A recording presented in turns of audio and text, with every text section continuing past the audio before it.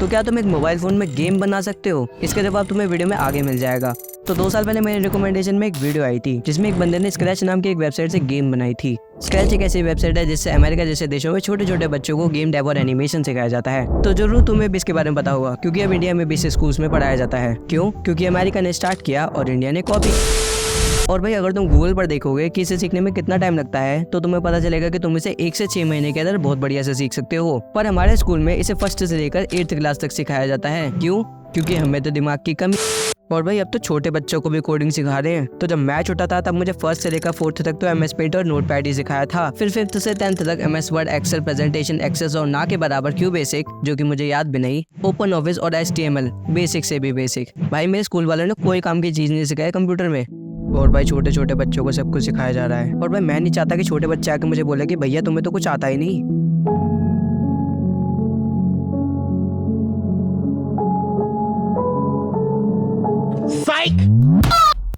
बहुत बोल रहा था। तो ऐसा ना हो, मैंने स्क्रैच खोला और मुझे पता चला कि स्क्रैच फोन में नहीं चलता। तो हाँ, इस वीडियो के लिए इतना ही। मैं चला दूसरी वीडियो बना, मजाक कर रहा हूँ, पर तुम इसे डेस्कटॉप मोड में चला सकते हो। तो मैंने सोचा कि क्यों ना मैं भी सीखूं स्क्रैच।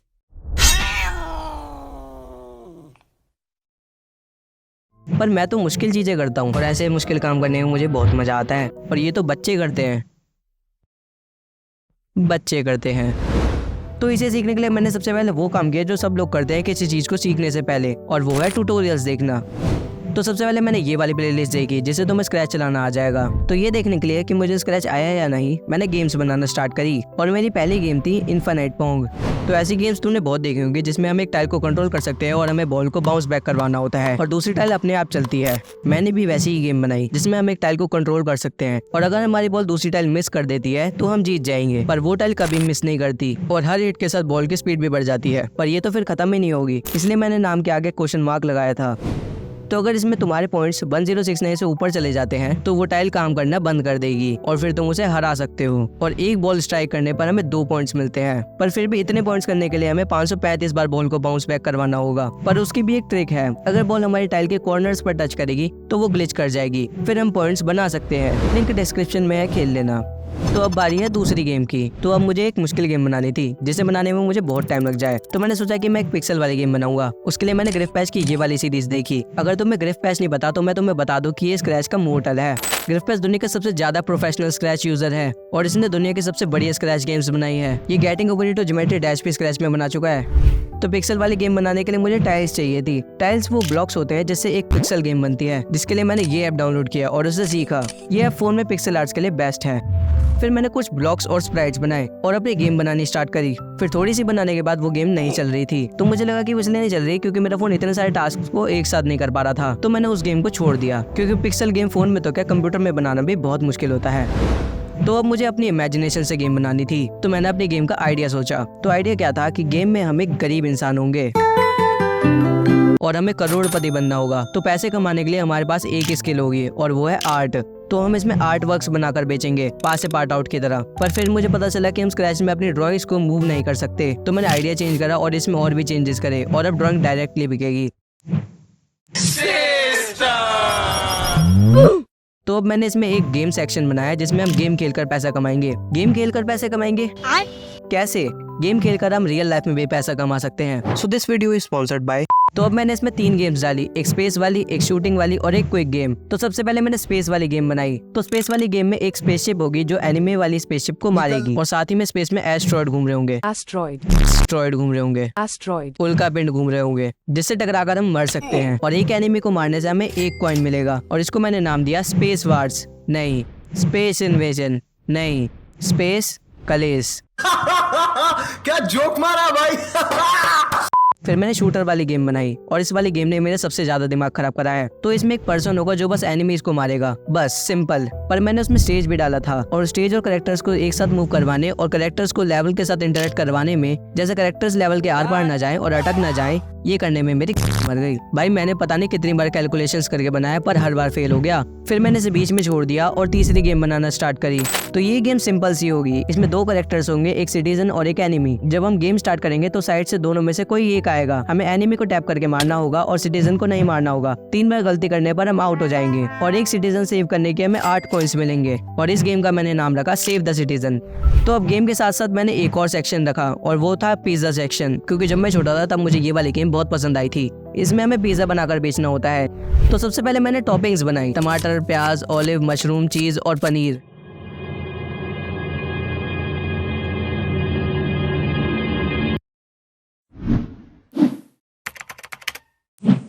इंडियन कॉटेज चीज, भारतीय कोटे वाला चीज। तो मैंने इसमें बेकिंग और पैकिंग का सीन भी डाला और ऑर्डर्स देखने के लिए आईपैड भी डाला। वो करीब है पर उस पर आईपैड है।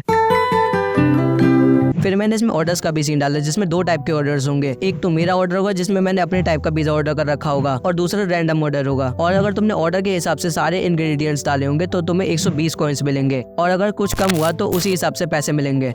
तो अब बारी है शूटिंग वाली गेम की, जो कि मैंने पहले बीच में ही छोड़ दी थी। तो मैंने ये वाला ट्यूटोरियल देखा, फिर मुझे गेम का सिस्टम समझ में आ गया। इससे मुझे ये वाली गेम बनाने में बहुत मदद मिली। वैसे अगर तुम्हें ये बहुत मुश्किल लगे तो मैं तुम्हें बता दूं कि इसमें नॉर्मल गेम्स बनाना इतना भी मुश्किल नहीं है। तुम्हें लगा है ना? क्या?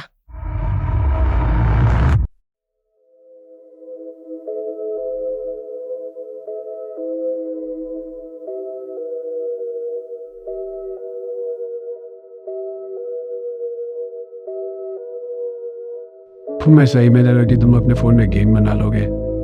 तुम्हें पता तो है कि तुम्हारा फोन कितना लैग करता है। तुम कितने ज्यादा स्टूपिड हो। तू छोड़ दो इस चैलेंज को भी, पिछले चैलेंज की तरह।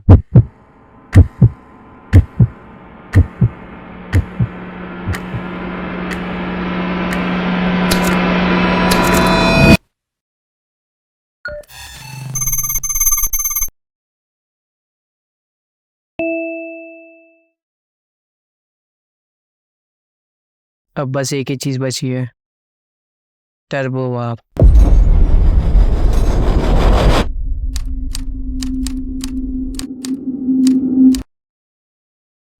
तो जब मैं ट्यूटोरियल्स देख रहा था तब मुझे एक वीडियो मिली जिसमें हमें बताया गया था कि कैसे हम स्क्रैच फाइल को एपीके में कन्वर्ट कर सकते हैं और उसने उसमें टर्बो वार्प का यूज किया था। फिर मैंने वो वेबसाइट खोली और उसमें क्रिएट बटन देखा तो मुझे लगा कि शायद हम इसमें स्क्रैच के प्रोजेक्ट्स को डाल सकते हैं और मैं सही था। तो टर्बो वार्प में तुम स्क्रैच गेम्स को बना सकते हो और काफी सारे एडल्स भी डाल सकते हो और साथ ही में क्लाउड गेम भी बना सकते हो और सबसे बढ़िया इसमें डार्क मोड है। तो अब मुझे अपनी आंखें नहीं फोड़नी पड़ेगी, क्योंकि पहले मैं गेम को ऐसे बनाता था और अब ऐसे बनाता हूँ। तो अब मेरी गेम काफी फास्ट चल रही थी बिना लैग के। तो अब मैंने बाकी गेम्स को भी इम्प्रूव किया। फिर मैंने उसमें इंट्रो डाला और शूटिंग वाली गेम को भी पूरा करने की कोशिश की। शूटिंग इफेक्ट डाला और डैमेज इफेक्ट डाला। फिर मैंने उसमें डेथ इफेक्ट डाला। परफेक्ट क्लोन डिलीट होने के बाद भी गोली टकरा रही थी और अलग स्प्रेड बनाने पर मुझे ये नहीं पता था कि उसके कोऑर्डिनेट्स कैसे ट्रैक करूं, क्योंकि बहुत सारे एनिमीज थे। फिर मैंने वो डिलीट कर दिया, पर अभी तक मैंने एनिमीज को डैमेज करने की कैपेबिलिटी नहीं दी थी, क्योंकि पहले मैं सबके मूवमेंट्स को ठीक करना चाहता था। ये गेम अभी तक कंप्लीट नहीं हुई थी और मेरे एग्जाम्स आ गए थे, तो मैंने इस एग्जाम्स की बात करने की सोची। पर भाई एग्जाम्स तो फरवरी में देना और 1 महीने का चैलेंज था, तो ये वीडियो इतने महीने बाद की डल रही है। तो ये वीडियो डलने के 2 दिन बाद मेरे एग्जाम्स आ गए थे। फिर 1 महीने बाद मेरे दोबारा एग्जाम्स आ गए। फिर 1 हफ्ते बाद मेरे दोबारा एग्जाम्स आ गए। फिर 3 हफ्ते बाद दोबारा एग्जाम्स आ गए। फिर सब खत्म होने के बाद मैंने दोबारा चालू करा प्रोजेक्ट और अब टर्बो रैप भी लैग करने लगा।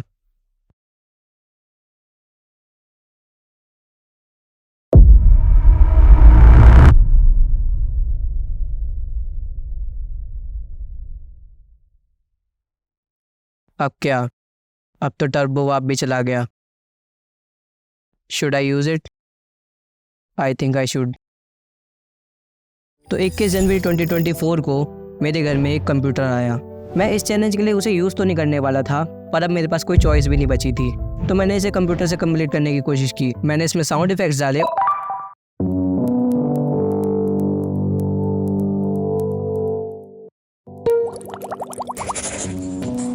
और दोबारा बाकी चीज़ों को ठीक करने की कोशिश की। मैंने शूटर वाली गेम में एक कंप्यूटर मोड डाला जिसमें हम WASD से गेम चला सकेंगे। फिर वो काम नहीं करा तो मैंने उसे हटा दिया। तो अब एनिमी को डैमेज करवाने के लिए मुझे एनिमी के कोऑर्डिनेट्स पता करने थे, पर बहुत सारे एनिमीज होने के कारण मुझे कोऑर्डिनेट्स ट्रैक करने नहीं आ रहे थे। फिर मैंने यूट्यूब पर सर्च करा और मुझे एक वीडियो मिली जिसमें एक 8-9 साल के बच्चे ने उसे आराम से हलवा समझ के कर दिया। सब सही चल रहा था, फिर मेरी गेम दोबारा लैग करने लगी। और पिज्ज़ा वाली गेम में रैंडम वाटर जनरेटर जो कि मैंने पहले बंद कर रखा था वो भी लैग करने लगा, तो मुझे वो हटाना पड़ा। और स्पेस वाली गेम में रीट्राई का बटन भी नहीं चल रहा था। मैंने बहुत बार देख लिया पर पता नहीं क्यों वो रीट्राई गेम की जगह एग्जिट गेम ब्रॉडकास्ट कर रहा था। और शूटिंग वाली गेम भी खत्म होने से पहले कंप्यूटर में ग्लिच करने लगी। उसमें बुलेट्स के क्लोन्स बनना ही बंद हो गए, प्रोजेक्ट में क्लोन्स लिमिट में होने के बाद भी। भाई मेरा दिमाग खराब हो गया ये देख के।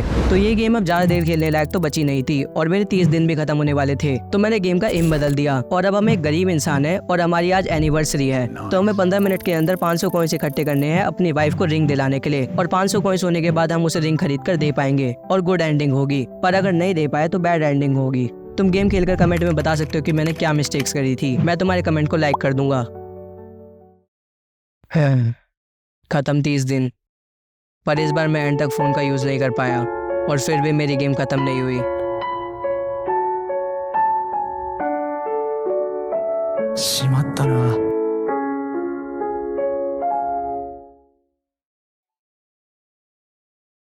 पर ये तो बस फर्स्ट पार्ट था। इसके अगले पार्ट में मैं 3D गेम्स बनाऊंगा, पर उससे पहले तुम्हें इस वीडियो पे 10 लाइक्स करने होंगे। और अब मैं तुम्हें चैलेंज देता हूँ कि तुम 1 महीने के अंदर से सीखो और अपने प्रोजेक्ट्स को मेरे डिस्कॉर्ड पे भेजो। मैं तुम्हारी गेम्स का अपनी वीडियो में भी रिव्यू करूंगा। तो हाँ, इस वीडियो के लिए इतना ही। मैं चला दूसरी वीडियो बनाने। बाय।